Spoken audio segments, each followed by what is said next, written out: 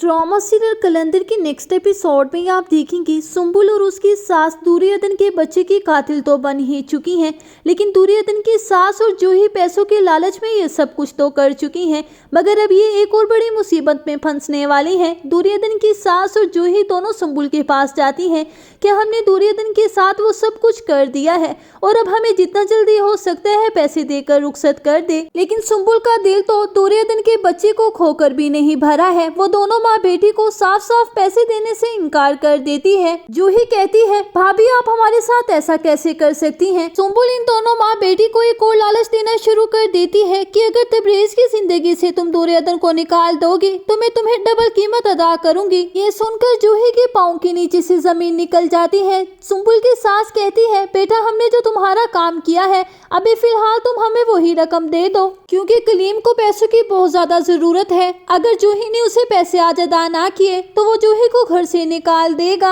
सुंबुल कहती है, तुम मेरा ये काम कर दो कि दुर्योधन को तबरेज की जिंदगी से निकाल फेंको तो वो तुम्हें जल्द ही रकम अदा कर देगी। सुंबुल की सास और जूही दोनों परेशान होकर वहाँ से चली जाती हैं और घर जाकर प्लान करती हैं कि वो दुर्योधन को जान से मार देंगी। दुर्योधन की सास और जूही मिलकर जब दोनों ये बातें कर रही होती हैं तो दुर्योधन दरवाजे के पीछे खड़े होकर सारी बातें सुन लेती है। दुर्योधन दोनों माँ बेटी की बातें सुनकर एकदम से घबरा जाती है और वो घर से निकल कर चली जाती है। दुर्योधन तबरेज तक पहुंचना चाह रही है मगर उसे अब कोई भी रास्ता नजर नहीं आ रहा। इतने में जूही दुर्योधन के कमरे में जाती है, लेकिन दुर्योधन अपने कमरे में मौजूद नहीं होती। जूही चीखें मारते हुए बाहर जाती है और अपनी माँ को आवाज लगाती है कि दुर्योधन घर से निकल गई है। जूही की माँ ये सुनकर एकदम से रोने लगती है और कहती है, जूही अगर दुर्योधन घर पहुंच गई और अगर घर जाकर उसने सारी हकीकत बता दी तो तेरा अब्बा मेरी गर्दन काट देगा। दूसरी जानिब आप देखेंगे और फिर दुर्योधन को लेकर बहुत ज्यादा परेशान हो रहा होता है और वो अनिला को कहता है कि अनिला दुर्योधन के साथ बहुत ज्यादा बुरा हुआ है, अगर मेरे बस में हो तो मैं दुर्योधन के लिए खुशियाँ पैदा कर दूं। उर्फी की ये बात सुनकर अनिला गुस्से में भर जाती है और कहती है कि तुम्हें उसकी इतनी ज्यादा फिक्र क्यों हो रही है? फिक्र तो उसके तबरेज को होनी चाहिए, और वैसे भी उर्फी तुम अपनी तरफ से तो कोशिश कर रहे हो, अगर तबरेज को ही उसका ख्याल नहीं है तो तुम्हें भी उसकी फिक्र करने की कोई जरूरत नहीं।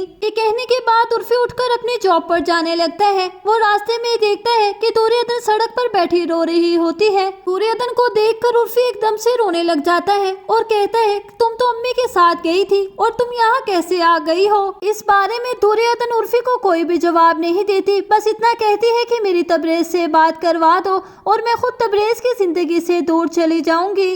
उर्फी कहता है, अल्लाह ना करे कि आप तबरेज की जिंदगी से दूर हो। भाभी आप ऐसा क्यों कह रही हो? आने वाली किस्त में आप सभी लोग देखेंगे कि जब से तबरेज को ये बात पता चली है कि उसकी माँ पैसों के लालच में ही अपने बेटे की औलाद की कातिल बन चुकी है, उसकी कमर टूट कर रह जाती है और वो अपने बाप को बुलाकर सारी हकीकत बता देता है। तबरेज के बाप से ये बात बिल्कुल भी बर्दाश्त नहीं होती कि तुम्हारी माँ ने ऐसा किया होगा।